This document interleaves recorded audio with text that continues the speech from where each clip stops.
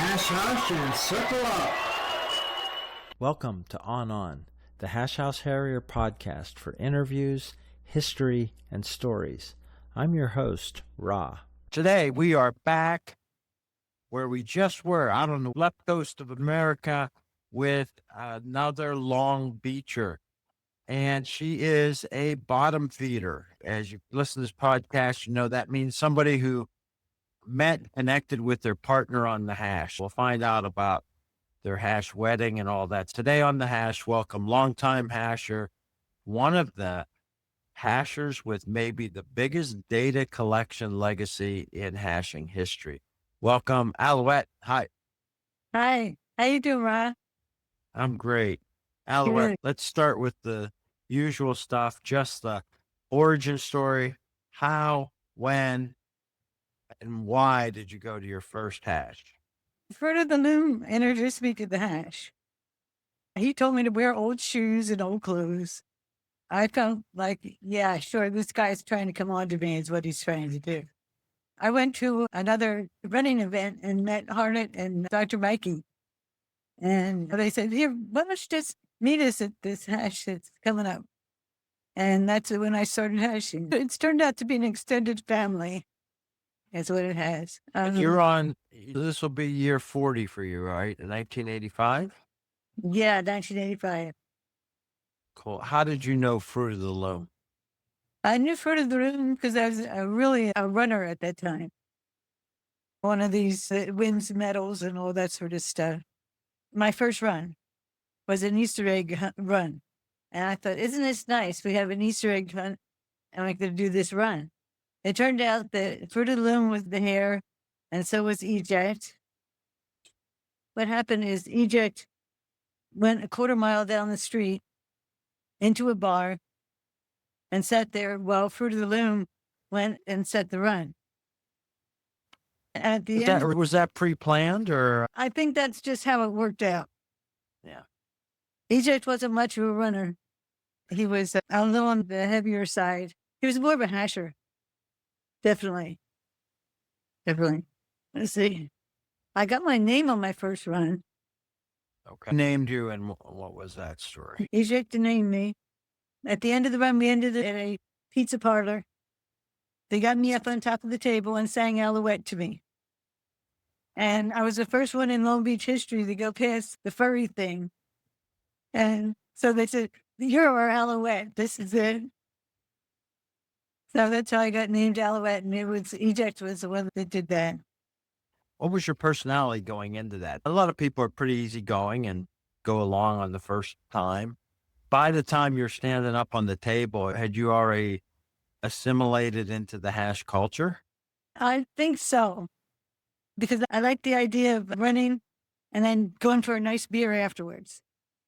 And that's what it was. And we had a nice beer and not too many. Okay, 1985 in the spring. How long did it take before you set a run in Long Beach, you think?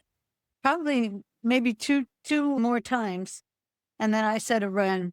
And then I was stuck setting the runs. Because I set the first 25 after that. You said 25 in a row? Yes.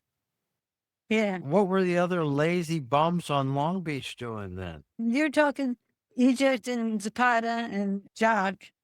And they're there. Oh, we should do this. And then, okay, let's do it. And then I found out my job helped me too. And then I installed telephones. So I was out in the country driving around all the time. And I find different spots that nobody I thought would ever see. Such as one time I set a trail by the Goodyear blimp facility. And they had the tarmac. And at the end of the run, it just happened the Goodyear blimp was landing. And so everybody went and dropped drawers. And they called it Run the Balloon Run. That was just a happy accident, huh? That was a happy accident. Yeah. Yeah, nice. All right. So how long then did it take you to get involved, apart from setting every run for 6 months, in mismanagement? That was almost right away. Because I noticed that they needed help with just collected money and keeping records of what was going on. It started like a database of every run, and we had write-ups. They were writing up the runs, and then they were just throwing them away. They didn't keep track of all this stuff. So I said, okay, just give it to me, and I'll put it in a little spot, and we'll put everything here. If you were to come to that organization now and say, in 1987, I was at the Hash. I can't remember what run it was, and I could pull that up and tell you what run it was. If we had pictures of you, your picture would be there. Whether it was sunny or rainy or how many people were on that run and all that information. That's pretty impressive. How many runs after the start of Long Beach does the data collection begin? It's from number one. Oh, okay. So you went back. I went back. Yeah, I went back and put it all in coagulated all the files. Cool. And, All right. Now, I don't know if you've ever met the body from Austin. He's the same era as you, and he has the data for Austin in Dave. I don't think he has the pictures or the stories, but I set a trail there in 2000. I mentioned it to him when I was talking to him, and he said, "Oh yeah, you haired with this. This was how long the run." yeah. That's great. So Yes. anybody that's been to Long Beach, ever dropped in, if they don't know, yeah, should go find out what happened. Refresh your memory. All Yeah. right. Why did you do that? Why did I do that? Because what would you say, Bill? Anal. He said anal. True. I like to have that information. Yeah. It's just, Okay. That's to great. me, it's What's important. It's a pretty amazing collection. Let's talk about the first big publication of all this, the 20th anniversary. Yes. Yeah. And so how'd that come to be? Bill and I spent a year. We wanted to give something back to the Hash. Here I'm collecting all this data, and I have the data. And I want you to see the data because you don't know what I'm doing. And people like to read about themselves. They do. I had people asking me, when did this happen? And when did that happen? And it was all written down there. Tell me about the process of the idea of making how big was that publication? And like they said, okay, we're going to publish it and print it. And how'd that come to be? Okay. It took about a year to collect everybody because we not only wanted to print the stats, we talked to the people that had actually done the runs and said, if you want to tell us your story, then give us an input because on such and such a date, we're going to go to press. And if you want to be included in it, we'll have your picture, we'll have the year you started, and anything that you want to say about your experience with Long Beach Hash. It took about a year of collecting, and then we went to print. And of course, it was a huge hit when we gave it out at Founders. So at the Founders Ball. So it was exciting, but it was a lot of work for Alouette. Now, what about reproducing that? Can we get a copy of that to the Hash Museum? Oh, sure. We have extra Yes. copies. Yeah. Okay. Yeah. Let's see if somebody's going through there next. Yeah. That'd be a They- great they- thing. They did a good update with the 40th book, and they did an amazing job with that. And they Yeah, just built that's- one for the 20th. Yeah. And that was this year, right? Yeah. Yes. Yeah. Great. Now let's go back to something you said earlier. You thought Fruit of the Loom was trying to pick you up. What was social life like on the Hash in 1985? And you Everybody was picking up on everybody. Oh. When just like now, just like yeah, now. just like now. And when Bill came to the Hash, I met him at one in Seal Beach. He came up and he says, I'm from Penang Hash, and so this isn't my first time. And I said, good, give me your money. He was happy. Because I was a Hash catch at the time. Yeah. And then later, give me all your money. Yeah. So give me all your money, right? Right. You guys did have a hash wedding. How long did you court before you decided to get married? What was the story of your hash It wedding? was 4 years. 4 years. And he was taking me all over the place, taking me to Thailand and back to his Penang Hash. And we went, where else did we go? Some of the things we've done was in Nevada. We did what we think is the first hash run in 1988 in Vegas. So that was before Vegas hash started. Yeah. Huh. So we think we set the first hash run. But And was that a bunch of Long Beach people or a bunch of runners? Who was it? no, we did it as a Long Beach road trip. We got a bus and went out there. And we had Body Snatcher from Australia came along. When we went out for one of our first runs and we came back, the bus was locked and the bus had the beer on it. And so we were there trying to get in and they couldn't find the driver at all. So they finally put me on top of the bus.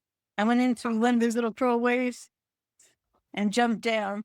But everybody was there just thirstier than hell. It was hot out there. Then all of a sudden, here comes Body Snatcher and the bus driver, hair all messed up. And then they're wet.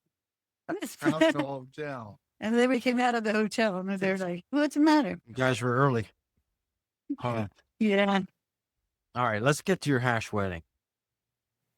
Okay. Where did that line up to your legal wedding, and what was that day like? That is a legal wedding. Yes. The preacher was my insurance agent who just so happened to have a credential to marry people. I said, would you mind being their minister? At his wedding? He said, sure. And he hung around with us a little bit. So he's got some of the words and understood some of the stuff. He had a great dialogue. Then it was hilarious. I had bridesmaids that were, one of them was wearing they were guys, bridesmaids. Fungus was wearing his first lady's wedding dress, which didn't quite fit him.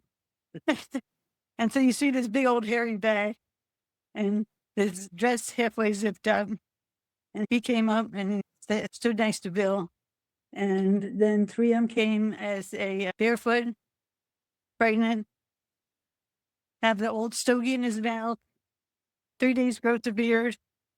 And he came up, Bill just laid a big old kiss on him. And said, okay. During the ceremony, the minister got all the short jokes, because I'm short. They got all the short jokes. Then took a commercial break and he handed out business cards. And he said, not only can I marry you, but I can bury you and insure you in between. Everybody had a good laugh at that. Not only Asher's at that wedding, but my mom and his parents and family were there. It was, and he was an ordained minister. So that was how we got married. How briefed were the family members about the hash? Okay. Bill's dad said to us, do I have to get all dressed up in tux and with frilly stuff? And I said, no, Dad, I want you to come in a pair of sweats. And he says, I can't do that. And I said, yeah, you can. I said, that's what everybody else is going to be wearing. He was real happy about it. Because he came dressed up. My mom and my family knew about hashing because I told them about what I was doing. And my mom actually became a hasher.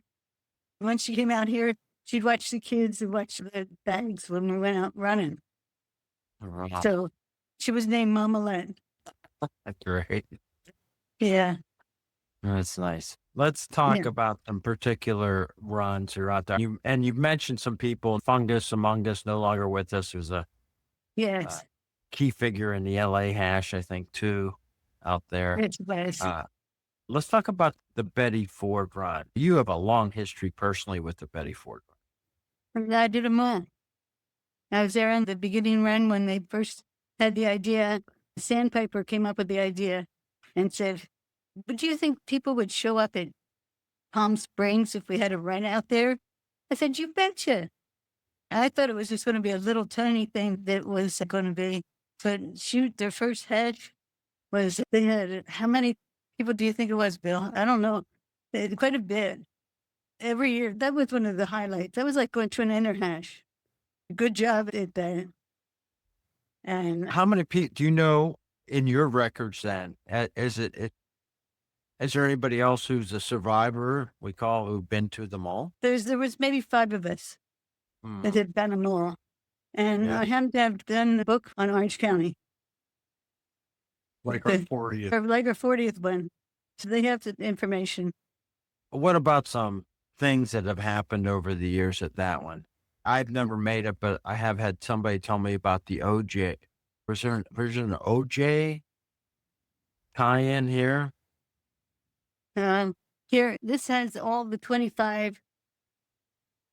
Oh my, look at that. The mayor. This is all the, The 25 all the Betty different, Fords. yeah, Wow. this is 25 of them, but they had 30. Wow. Yeah. So Somebody told me something about going down a street like past OJ's house or something and throwing gloves over the wall or something. Does that ring a bell? no, I don't know. We ran past Right. Roger's house. Yeah, we definitely ran past Liberace's house. Oh yeah. Let me tell you, they did skits in the beginning of each one of these runs. Okay, Liberace, I got to tell you this one. Here comes the 6 guys coming out with great big top hats, like the ones from the Alice in Wonderland. You know, those kind of top hats. One person carrying a big old candelabra in the beginning. And behind them, these other 6 people were carrying a coffin because Liberace had died. So they're carrying this coffin, but in the top of the coffin is a square cut out and a big old ass hanging out. Okay? They go in, they're bringing them in and with the somber music and everything. They lay down the coffin. All of a sudden, they open it up, and out pops our city district attorney. Oh my God. And had on a silver lame jockstrap with a big L on it and a silver lame cape. And he put a little bit of gray stuff in his hair. And that was Liberace. But they always had some kind of funny skit in the beginning. Yeah. That was one of the high points of every Betty Ford was when the theme was announced and somebody was dressed up as Elvis or Liberace or Betty Ford. The Queen of Denial. Yeah. Yeah. Have you ever gotten hurt or in trouble on the hash yourself? Have you ever had to have a police talk or a hospital run or? Let's see, not exactly hurt or anything. I got my name Cactus Bill. Oh, I told you yeah. about that yesterday. Yeah, and you heard about the I- Cactus Bill thing. Yeah, I heard you sent your husband down into ravine. Yeah. That's only because you wanted to follow me. So How about other misadventures? What are some misadventures you personally have had on? Boston. Jacob Ford. that was in Hash Run. You were hashing Boston. Yeah, I was hashing with Boston Hash, which was a little tiny, teeny hash of maybe 4 or 5 people showed up. This is the day before Boston Marathon. I'm trained up and running. I took off on one of the checking and went through a cornfield, and I heard that went my ankle. I sprained my ankle really bad. So Yeah. this is on Patriots Day, right? Everything's closed. I'm trying to find some kind of brace or something for my foot, because just take me out. I'll be okay. We finally found some place and got this little tiny He's banded. one. All right. Phil says, I guess you want to watch me run. I said, no, I didn't come here to watch you run. I came here to run. So I went and ran the Boston Marathon on a sprained ankle. Wow. Did well. Nice. How do the police interact and how aware are they of Long Beach Holy. County? Well, one thing you'd probably really like to hear about is my run of the year. The boon. Yeah, yeah. She almost you've didn't got it get there. out of the Savannah airport. Yeah, let's see that. This Move is it my over a run of little the bit. year mode. Oh, yeah, yeah. It keeps the flies off. Sure. And this is the lanyard that goes around my neck. Yeah, okay. Okay. And I wear it like this. So you took it to Inter-Americas in Savannah? Yeah, the Inner America's in Savannah. Yeah, they go and put the beer in there and you can drink it, but have it like this. And on the way home, And on the way home, I had to go through the security. The TSA folk said, wait a minute, you can't have that. And I'm there, why? It's a modified shoe. It's And like they had just had the Maxwell guy, Smart. Yeah. but they had just had that guy light his shoe and try and blow The up the shoe airplane. bomb, that was the shoe bomber time, right? Yeah. yes, Yeah. So I can't have this because it's a modified shoe. So they had all But these you still TSA have agents. it. Oh, of course I have. So they Yeah. didn't take it. They didn't take it because it went through the security. The security, they ran through the scanner. yeah, that's through the scanner. They ran through about 8 times. And everybody just came over and gathered round. And they said, we're going to have to make a safety film out of it. And I almost didn't get my flight because they all wanted to look at this damn shoe. And I said, oh, that's the mark in this shoe. That was that. Did you keep traveling with it after that? Oh, yeah. Well, yeah, now I knew what to say. Yeah, that's brilliant. We talked with Wild Bill about some of the special events. We talked about starting the Fire and Ice Hash there, but what about, what are your memories of the details of some of the special runs that you guys did there in Iceland? We had Grimsey Island. We went and Grimsey Island's the island way at the top, over past the Arctic Circle. Or is it intersected by the Arctic Circle? Grimsey Island is north of Iceland and bisected by the Arctic Circle. The island of Iceland is just south of the Arctic Circle. Yeah. And the Keflavik Naval Air Station is in the south part of Iceland. How long does it take to get from the south tip up to the top tip so you can get to Grimsley? It's an entire day's drive up through the interior of Iceland in four-wheel drives because there's nothing in there. It's all volcanic rock and ice. We did a caravan all the way from the Keflavik Naval Air Station up to a fishing village called Siglafjörður on the north coast of Iceland and partied all day there. And in the evening, we got on some chartered fishing vessels and sailed north from Siglafjörður to Grimsey Island because this was summer solstice.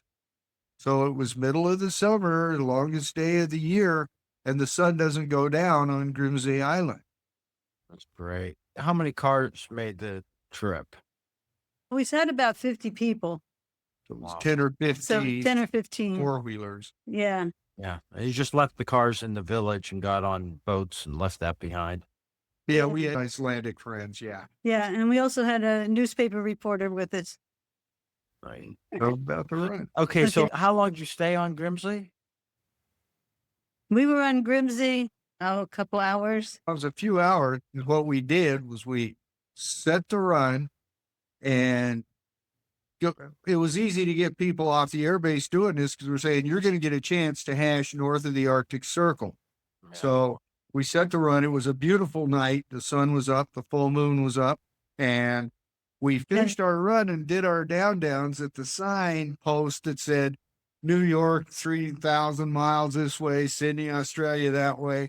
But that is where the Arctic Circle crossed Grimsey Island. And then the party started. They've got a little fishing village on Siglafjörður, and the mayor came out and he welcomed us at the dock, and he opened up the community swimming pool and a few shops in town and stuff like that. This is at 1 a.m. Yeah. in the morning. On this little Spend your money. circuit. Come and spend your money. Sure. Yeah, Exactly. sure. And it happened. It was just a phenomenal trip. And that was the wildest outstation run I ever been on. Yeah. The only person that got seasick was one of the Icelanders. How long was the crossing? Hold on. It was just an hour or two. Grimsey is not Just very lost my far audio. north of Iceland. It's part of the Iceland, but it's not far. All right. But it was still an adventure. I like your DC hat. Let's talk about the Arctic Circle. You probably know what makes the Arctic Circle the boundary that it is. It's where if you are right at that point, that the sun, in fact, sometimes will never set. That's the point. So once you cross that line, that's how you guys were able to see the never setting sun. And the moon. Yeah.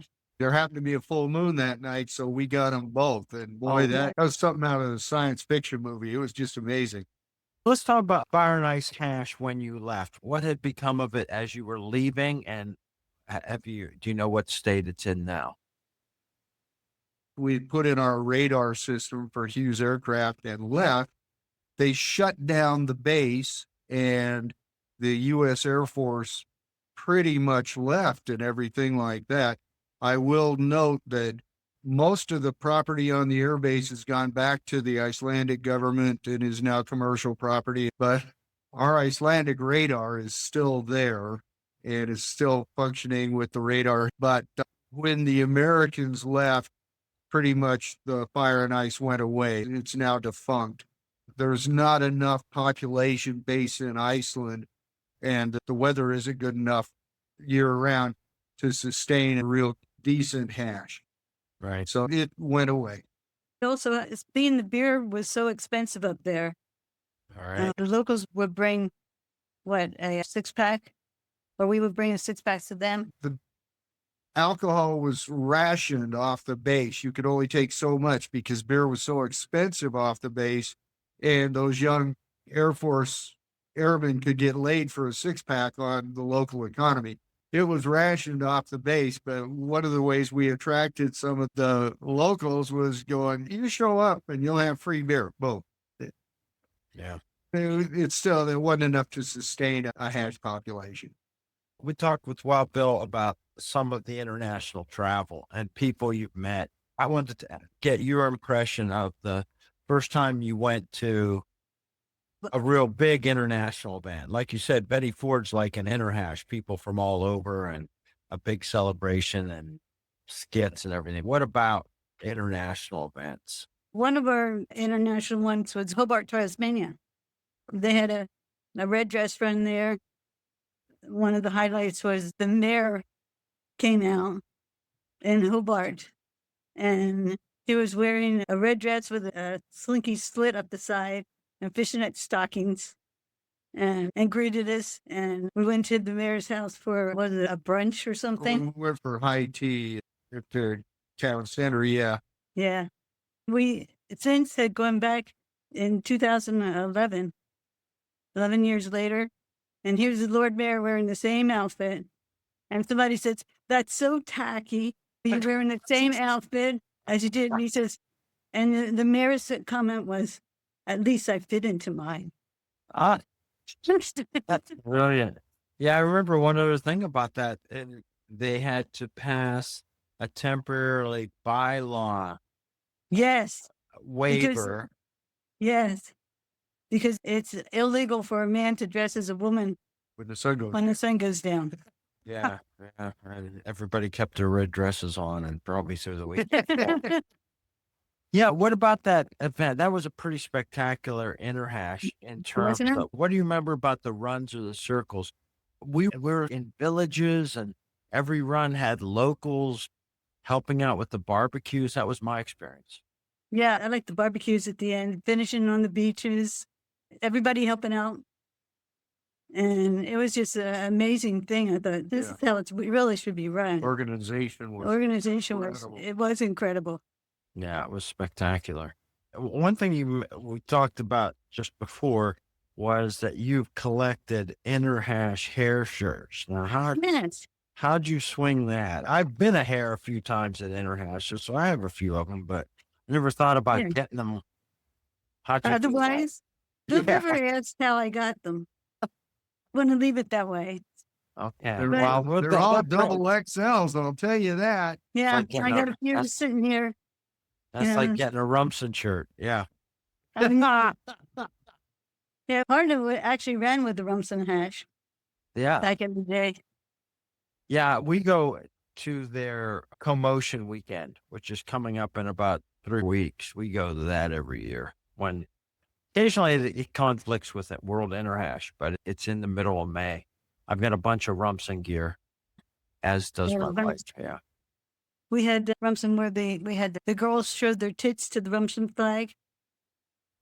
And we did that. We boobed the Rumson flag. Where was that? Jeez. I'm trying to think where that was. One of the There's a bunch of us Inter-Americas. there. Yeah, we certainly saw him at the one in Winter Park. That's Right. probably where it was. He gave a hell of a presentation of the Colorado one. Yeah, they may watch this. I was thinking, I probably shouldn't say it, but they probably won't listen to this anyhow. I've got some overhead transparency sheets. I was going to make a brand new set for the founding of Rumson Hash and how they came up with all their rules. And I was going to put that on transparencies and show it at Como this week. But Oh, that'd be great. now I'd have to do it since some of them may hear this podcast before we go. Yeah, I think in our hash, we have two people that might be like a distant relative. Really? Yes. Yeah, because I mentioned that to, what's the Rumson guy's name? Mr. Jackson? Jackson. Jackson. Elephant. That's right. Mr. Jackson. Yeah, Mr. Jackson and Elephant two- Dick, yeah. GI. Yeah, GI. How is GI doing? GI's doing great. The last Como, all the old standards, I put on a Miss Como a couple years ago, and we decided it was going to be a one-time thing. And so a few of the Harriettes, they came prepared. They did great skits. Last time, all the men took their clothes off, and they were all wearing Depends, Oh, no. standing at the pool. So we have a picture of naked GI and naked Mr. Jackson and all those guys. Oh, they're horrible. And great Depends. Yeah, I forgot about Mr. Jackson. I'll track down that picture and send it to you if I can find it. I'm sure we have a picture of them around the pool and Depends. And then actually, I've got a pair and put them on for the circle the next morning. And I pulled my shorts down and said, anybody's still wearing this? And they all still had them on. Oh, no. It's a long circle. I think they just didn't want to get up. Yeah. One other thing that helped out with a lot of the growing in Long Beach was my brother did T-shirts. And he also knew somebody that did memorabilia, little trinkets and stuff. When Bill and I designed a T-shirt, my brother did it. We sent it to the hash, and that's how they got lots and lots of inventory. Wow. Yeah. Yeah. Have you kept all this hash stuff? Yeah. I have it. I guess that's a silly question. You've kept track of how many miles every trail was for 30 or some years. Forever. Yeah. So you. Did you see the photos of the Fire and Ice Run #1 T-shirt? I sent you up yesterday afternoon, but it was Yeah. late. Yeah. I saw it Here. before. This. Did he tell you about the marks on the? Yes, classified shirt. It's a classified shirt. Yeah. It reveals the location that, one of those open secrets, but still, that's great. Yeah. So let's talk about what's changed over your time there at Long Beach. Like you said, in the 85s, no drink driving laws, a lot of healthy, quick runners, social. But you get older. Yeah. But what about the hash itself? Of course, we get older, friends go like fungus among us, people pass on. We got to let go of them. But what about the hash? Is Long Beach the same? If you dropped in today, the you that was there in 1985, would you recognize it? Would it feel the same, you think? No, it's evolved. It's more of a walking group Oh, yeah. than is running anymore. And I can't say too much about that because I'm also in the walking group section. It's evolved. It's like a kid evolved. And what's the continuation plan? At some point, we all move on and drop what we're doing. What's going to happen for the 60th and 80th anniversary? Is somebody else going to keep these records going? Have you managed to find a succession plan? What has happened is we have a huge committee, and we have somebody called an ONSAC, and we have somebody that does the pictures, and they still correlate everything to our webmaster. I'm a webmaster, and he takes everything, puts it all in there, or really the people put it in because he has already slots for it.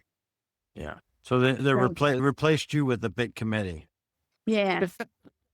Yeah. True. That's the truth. Yeah. Okay, if you had to name top 2 or 3 T-shirt designs, anything come to mind of ones that you really liked? Well, this one right here is a pretty good one. Oh, yeah. That woman. Yeah. What's that one about?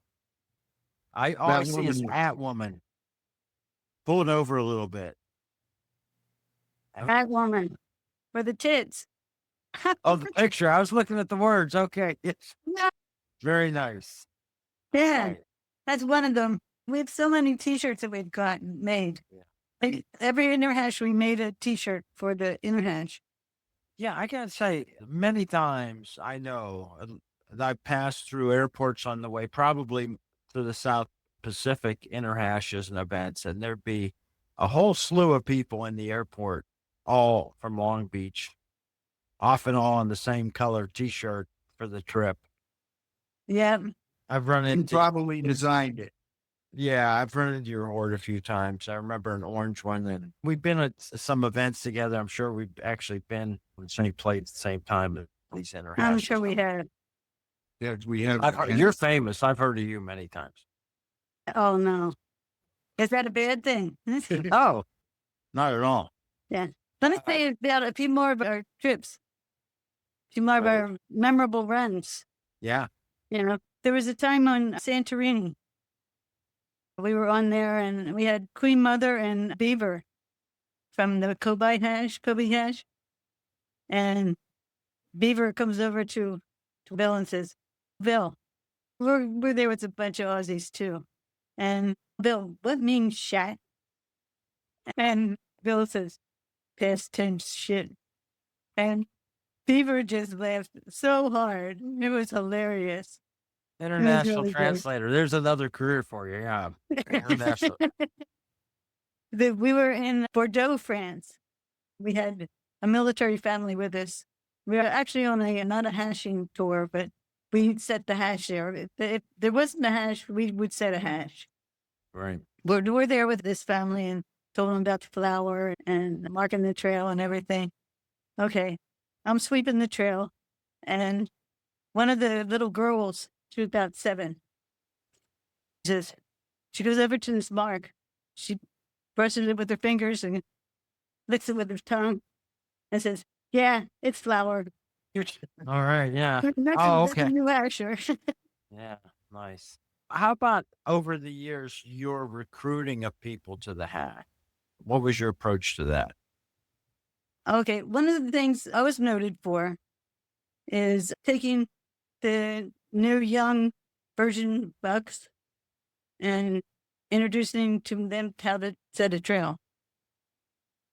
So I was pretty well known for, I had 25 virgins or something like that. I know also hashing history is meaningful to you.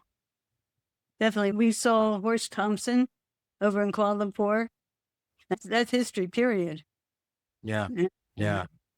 How aware of at least the basics of the 90-year hashing history are Long Beach new hashers aware of that? I'm sure it was in your 20th book, and the 40th is the culture of the hash and the history. Is that something that's hashers and Long Beach hash people just started in the last 5-10 years, something? Are they aware of that stuff? Oh, yeah. Yeah, we do a Guespert run once in a while. But almost everybody has asked, how did it start? And we just tell them about the past. And they like it. They appreciate it. So as far as the idea of world interhashes, inter-Americas, you've been to a bunch of those.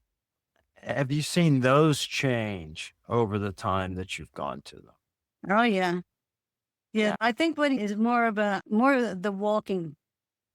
No competition. It's not the big competition. We used to have the biggest competition, who was going to come in first. And if you came in first, you had to drink a beer out of the dead chicken's ass or something. And Oh, the good old days. yeah, I still have that dead chicken. I don't really know what you're talking about, but okay. It If you remember the old rubber chickens that they Oh, used the to have, rubber chicken. Yeah. Yeah. Certainly yeah, we Higgins took one. Higgins never went anywhere without a rubber chicken. Yeah. So yeah, did make some people do down downs out of the dead chicken's ass. I guess that's a dead chicken. Long Beach is a strong club through all Yeah. these years and strong now, but certainly places like Fire and Ice completely collapse when a foreign commercial or military source of runners disappears. And Cairo Hash, when I was there through the mid 90s, we were at 150 every week on the trail. And now it's a handful and they don't go out every week. So the hash definitely has to change as the world changes. What do you think? Future, 50 years from now, when we're all long gone, if you had to guess, what do you think's the future of hashing? I think it's still going to Surviving. remain. There's always still some nutso people out there, I like Yeah. to run. and they like to run and drink, and you'll always find the hasher somewhere. Yeah. Maybe it's smaller groups, which is what I see, because it's so hard to get a venue where you're going to eat. It has to be in people's backyards or something. That's how they're keeping us in the hash. Is they're calling us up? Can we have a beer check at your house again? Nothing. Or can we end the hash there? And will you have a keg waiting for us? Always saying yes. Yeah. But thank you for everything you've done through the hash. It's great to talk with you and have this time and hear about these. I did talk to Wild Bill about, I think it would be great. We make some arrangements for somebody passing through over there can haul those big, heavy anniversary publications and get them to the Hash Museum because they're a significant, unique part of hash memorabilia. Yeah. Can we tell you one more thing? Absolutely. One more. Okay. We had a hasher come through in the 80s, and he was bringing his family, and he wanted to go hashing, and his kids wanted to go to Disneyland.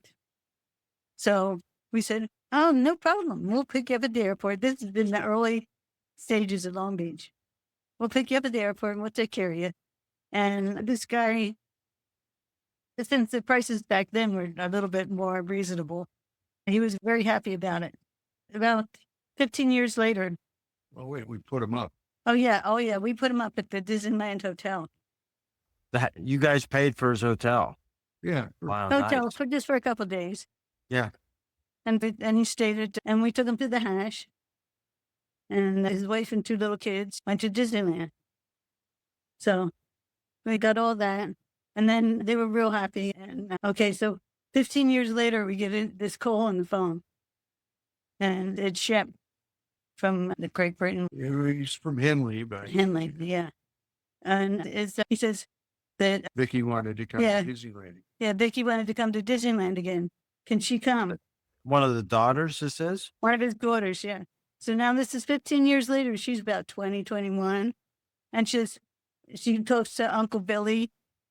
And Uncle Billy said, sure, you can come. And she says, can I bring my friends from uni? Can you get dates for my 3 friends? Yeah, this is like Animal House. Yeah.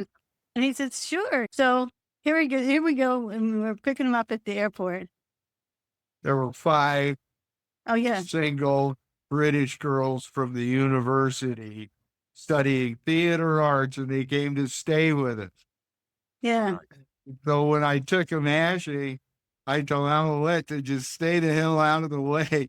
And we all piled into our little car, and I pulled up in our hash, and these 5 gorgeous little girls got out. Somebody said, where's Alouette? And I said, who cares? One of them went on to become a Budweiser girl in London. It was great. It was really an adventure.